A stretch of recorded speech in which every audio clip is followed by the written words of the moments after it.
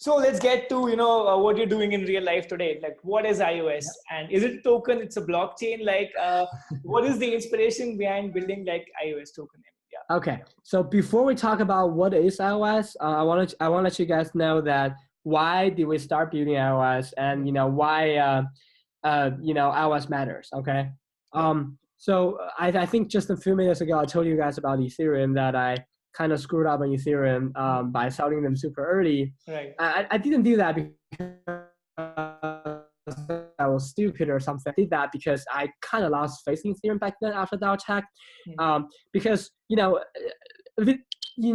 theory that like Vitalik's vision of building Ethereum is completely different than Nakamoto's vision of building blockchain. So previously, blockchain was this kind of thing that Nakamoto doesn't really expect it to scale too much, right? Like even Bitcoin can only handle 10 or something like that transactions per second. It does not matter that much because he's talking about digital gold or a store of value.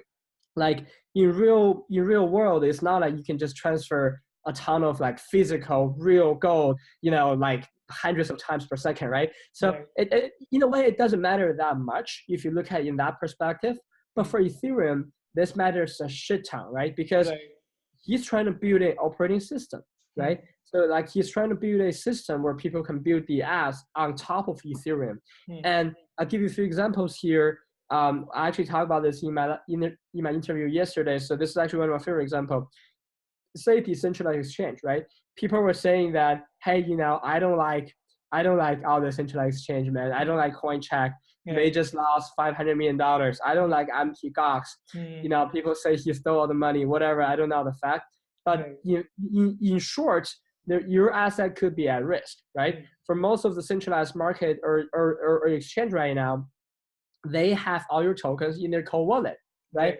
Now, obviously, the chance of your money getting stolen in their cold wallet is kind of rare or small, but there's still a chance, right? You lost all your money or whatever. So you're arguing, hey, decentralized exchange is the future. It's wallet to wallet. It's great. This is perfect.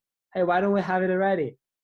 Obviously, guys at Binance or whatever, they're all smart, right? The reason we don't do it right now is because it's not possible right now, right? It's not scalable only. It's not scalable at all. Like I have friends building decentralized exchange right now. They're doing great, and they're waiting for a platform like iOST to actually survive and actually offer them the throughput they want to have, right? And they can't have 20 transactions per second on Ethereum. That's what Ethereum supports, by the way, right now. And this is pretty problematic. Like that's literally why Crypto Kitten, can block this $1 trillion market for days.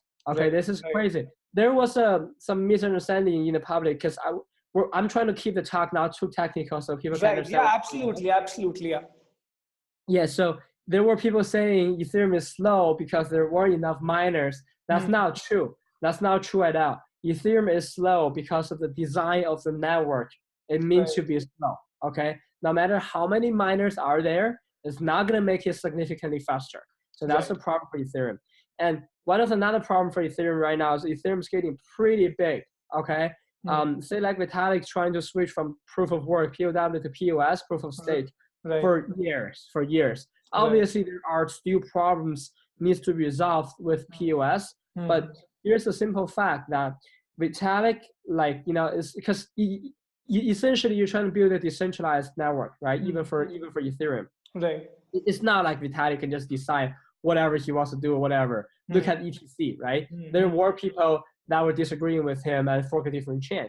So you have to be careful about everything. Imagine you're a miner, okay? Imagine you're one of the miners of this huge family of Ethereum, and you just spend $100,000 on buying your equipment. All of a sudden, tomorrow I'm calling you, hey man, I'm sorry, we're not mining anymore, okay? You're gonna have to go switch to POS. You're gonna be like, nope, no, right? I'm gonna be mining Ethereum Classic or whatever, right? So there are just a lot of people's profit or interest on the stake. So that's actually one of the problems. Like you're running a big corporation, right? Besides this time, the community is running a big corporation, and regardless who's running that, every big corporation has this problem that it's harder to change. compared to a smaller startup. Okay. Right. Yeah. That actually gives us or other smaller startups, some advantage actually here, strength, right? But we actually are more flexible, so we can Right. try out more crazy things. We can try more innovative solutions. So Right. that's pretty good. So back to the start, what is IOST? So for us, we are offering a secure and scalable blockchain, and that's it. So Right. I'll talk about what is secure, what is scalable, right? Right. So these days, there are two types of people that are building blockchain startups, okay? One of them is working on protocols, meaning I'm building some app, I'm building decentralized exchange, I'm building, say, like advertising stuff, I'm building insurance stuff for blockchain, right? Or on Right. blockchain. This is what we call protocol. They're building on top of Ethereum or whatever infrastructure they're going to pick. Right. On the other side, we have EOS, we have Cardano, we have IOST that are working on infrastructure, right? At this point, personally, I prefer to build infrastructure because I think, currently, like the Windows, the Mac OS is not there yet. If you're building a game, it's like you're building League of Legends, you're building World of Warcraft, right? But you don't have an operating system yet. No matter what great game you design, you don't have the computer, the operating system to run your game, right? Right. I rather have the foundation down first. So for us, and obviously there are a lot of people building infrastructures too, right? So what's the difference, right? What's the difference? So one of the people, so first of all, we're solving the scalability issue, right? So that actually narrows the scope. So if you look at I wouldn't say competitor, if you're looking at people who are working on the same or similar things, the classic example would be, say EOS, right? And the difference here is actually pretty interesting. Like, first of all, like make an announcement here that I do not think the future of blockchain, even for infrastructure, is going to be dominated by one or two chains, right? Say iOS or Android, and they're dominating the whole mobile market. I don't think that's the case for blockchain in the future for a few reasons. Number one is everyone knows there's a conflict between security, decentralization, and scalability, right? So it's a triangle here. Like you can't be perfect on all of them, right? But if you actually look at the applications, right? Say like decentralized exchange, right? Some of them require radical security, right? And probably a pretty mild transaction or throughput. And decentralized exchange, for example, right? Binance is kind of handling 5,000 to 10,000 transactions per second. That's okay. That's okay, right? That's actually that's still a challenge, but it's doable, right? But on the security side, if you're transferring assets on exchange, you probably cannot afford one transaction going wrong out of tens of thousands of them, right? So you're gonna be super secure, and you'd rather stay relatively decentralized. Otherwise, you would have no difference in a centralized exchange or centralized server. So this is the case for decentralized exchange. Another classic example of something requires radical scalability is online advertising. So there were people arguing that Google or Facebook is broken because they can lie about your advertisement, whatever. Maybe your ad got viewed by 500 people. Then they tell you, hey, it's actually 1,000 people. That's charging more money, right? I'm not saying they're doing that, but in a way they can if they want, right? So there are people saying, this is broken. Let's fix that. Let's put them on blockchain. Sure, sounds amazing. Solves the problem. The only thing is, Google or Facebook is probably handling millions of them per second. Okay. Now we support How do you do that? How do you do that on blockchain? Now we support 20, man. It's not 200, it's not 200,000, it's 220, okay? So we have multiple zeros there. So here's the thing. Although it requires a pretty crazy throughput, on the security side, it actually doesn't matter that much, okay? Even you have, say, one or two impressions or clicks recorded wrongly, every 10,000 clicks, it doesn't matter that much. You can give some leeway to some of the factors, right? I mean, it's better than we have right now, and you're paying like $1 or $2 out of your $10,000 budget. It's not a big deal, right? So you don't care too much about it. So that's what I'm talking about. Like some of the projects, some of the protocols here, they require some stuff like security or decentralization. Some of them require radical scalability. So there's a balance. For us, I'll be very clear. We're not going to solve the online advertisement problem. We're not going to support millions of throughput. Number one, I think that's super challenging in the next year or two. Number Right. two, for us, we actually want to build a secure and decentralized and scalable network. That Right. means now we're trying to have our throughput as high as maybe 10,000 or 100,000 level, where it's Right. still reasonable, but not too crazy, it's still Right. achievable. But in the Right. meantime, we want to maintain secure Hmm. and relatively decentralized, right? Right. So Right. I'll give you a comparison here, like what's the difference between us and US? Hmm. So US has this consensus protocol called DPoS, right? Right. I'm Right. not going to go into too much technical Right. details here, but in theory, it could generate supernodes, right? Right. So when it comes to solving scalability here, Hmm. um, everyone in the world right now are Right. taking similar approaches, similar but not the same, similar. Right. Right. They're trying to do one thing. Hmm. They're pruning the network. What does this mean? Right now, imagine we have 10,000 nodes all over the world, right? Right. Right. I'll give you an example here. Like scalability is super complicated because also, limited by the network bandwidth. Right. So an average transaction for Ethereum is Hmm. about about 500 bytes, I think. Yes. Right. Right. And if you want to handle, I'm not going to give you too big of a number, just 10,000 transactions of Hmm. 500 bytes, okay? Right. That gives you a 5 megabytes of downloading speed. You Right. actually have to download five megabytes per Right. second, Right. okay? So that's 40 megabytes of bandwidth. And Right. you can do that in the United States. You can do that here with Hmm. paying some expensive bills. You can do that here. But Right. I don't think you can do that in China or in India. No. Yes, in developing country, it's challenging, right? It's Right. pretty Right. challenging. Absolutely challenging. Yeah, and you want to have all your nodes support that? This is crazy, right? And that's only 10,000, by the way. If you want to have 100,000, you ten Then you yeah, got right. So this is pretty natural, and right. that's why if you want to have all your tens of thousands of nodes sync up the data, that Right. means they all have to have the bandwidth. This Right. is crazy, right? But what's not that crazy though is you have a group of super nodes, within this 10,000s of nodes, right? So Right. maybe these supercomputers are located in developed countries like US or European countries, whatever. They're Right. in some server groups or whatever, right? So they actually have crazy fast network speed. So they Right. can actually handle this. Hmm. That actually comes to US idea that they select leaders in their Right. committee, right? Right. So they actually broadcast the block and everything. So, Right. but this causes another problem, right? Like if you only have a small group of people decide Isn't this what's centralized again? Like kind of? yeah. Well, I wouldn't say centralized because you Right. can change the leaders or whatever, but it's not that decentralized Yeah. anymore, Yeah. right? Yeah. Because Yeah. Huh. only a small amount of people are deciding what's going on again, right? Right. Like you can say sure you're selecting them randomly, whatever, but in the meantime, it's not that secure anymore. Like Right. if you're talking about 10,000 nodes, if you want to do something evil, you're gonna bribe Right. half of them, or at least Right. 1/3 of them, right? Right. Like, are you talking about thousands of them? But all of a sudden, you have 21, you have 10, you have 5. Right. Now I just need to bribe 3. Right. Okay. Then the work is done. Right. Yeah. Yeah. So Absolutely. in a way, it kind of lost, the essence of blockchain here. That Right. we're trying to be relatively decentralized and secure. Right. So what are we trying to do here? So we mentioned a few things. We have the POB.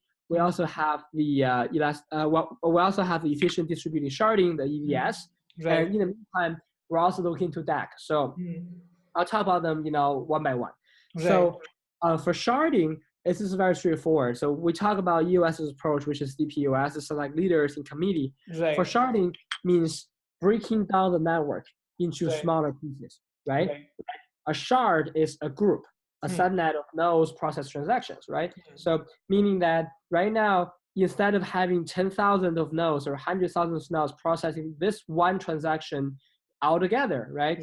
We develop them into smaller groups, and we develop into 1,000 groups. Then we pick one smaller group, right? Right. Have them decide what's going on, right? But the whole process needs to be randomized enough so Right. people cannot cheat. And in the meantime, you're gonna make sure you swap the group all the time, because Right. you don't want to have 5 people in the group all the time. Right. Because once people figure it out, these 5 guys are in group number 35. Right. Let's talk to them, right? This is bad, right? There's another technical challenges that when you actually swap the group, because every time you actually wanna switch the group as often as you want, right? Like you want to do this pretty often. But when you are actually switching the team members, you actually lost your ability to process transactions. It's like you have 100 people on the playground. You're developing them into 10 groups and do their mission. While they're actually reassembling, you can't do anything because the group is not done yet. So we actually have to mention some techniques where we have called atomic swap, where we actually consistently swap people within groups.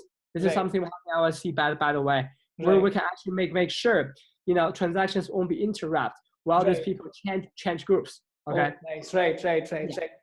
So again, I'm not going to give too much details about what's going on with it because there's a lot of technical stuff to talk about. But in short, we have this efficient distributed sharding thing, which is a very innovative way of doing sharding that we created, and we believe is one of the best approach of solving this type of problem. But we're still trying to developing what's going on. And so I was also reading that when you're doing this sharding, when you're forming these groups, you take something called as reputation or the survey score, and some scores into the consideration when you form these groups, when you form the people who validate the blocks. If you could just put a little light on that, how do you select these people? Yeah. So for the selection of group leaders or whatever, or even everything, this is a very complicated matter. As I said, the randomization is very important. Like you want to make sure you do this in a very random way. So for us, we have a few ways of generating random numbers. We're still looking into them. One of them is similar to Cardano's way, where we actually have each guy to contribute a tiny little bit for the random number. So at the end, we can make sure this number is not dominated by anyone, right?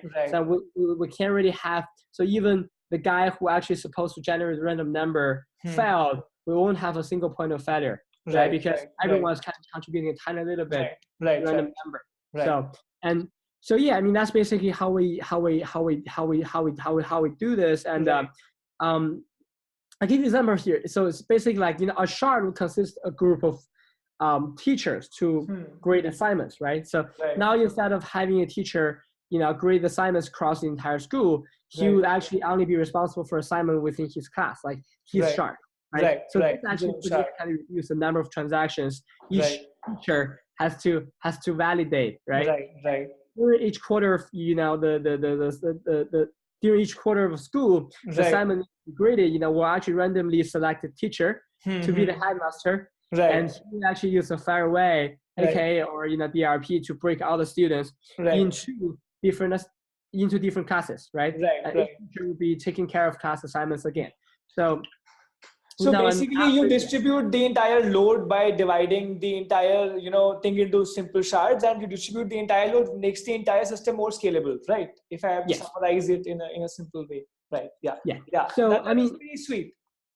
Yeah. So you can probably just see the benefit of the structure. It's pretty obvious. Like the number of assignments can be processed by every teacher instead of by one teacher leading the whole school, right? So this will actually greatly reduce and the workload, and also increase the overall throughput. Right.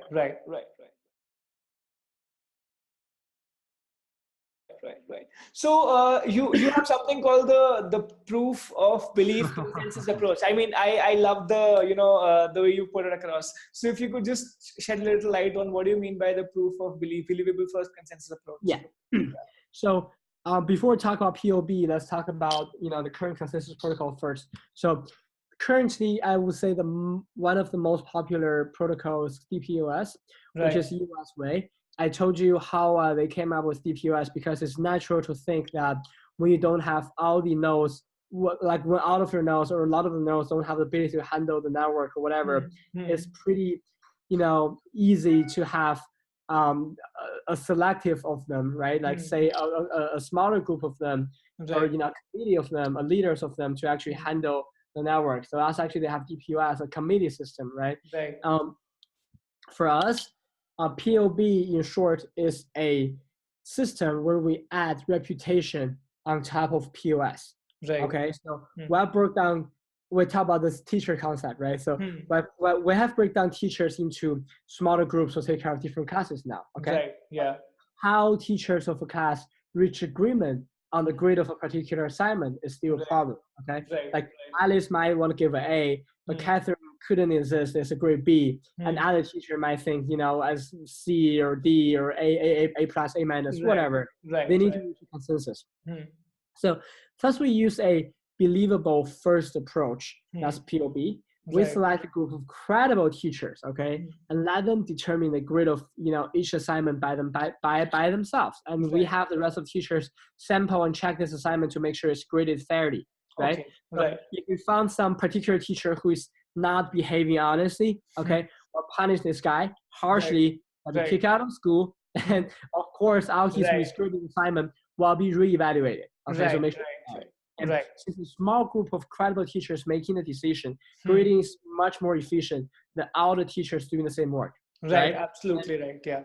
This is compared to POS. This is interesting because for POS, people will argue that rich people will just simply get richer. If I have 100 tokens, you have now, you have 2. I always have a larger chance of getting broadcasting block or whatever. So usually I can do something bad or whatever, and this is kind of like the first world problem that rich people can just always become richer using their own capital. For us, this problem has been significantly alleviated, right? Because we introduced this thing called reputation. You're rich, great, but you don't have a good reputation, right? You actually have to be rich and you have to be nice, and in a way that combining these 2 factors, we have some algorithm and parameters to adjust, which is important constantly to actually make sure people with less money but great reputation can also get a say with what's going on. So basically, you encourage people to be good parts of the ecosystem rather than collect and store money in their wallets. That is the basic objective. That's what proof of believability allows you to do, and also scale your consensus in a. So it's believable first approach is reputation. Yes. Right. That is, it looks pretty sorted. I would love to see how it works. And actually, that will be pretty great to see that. So,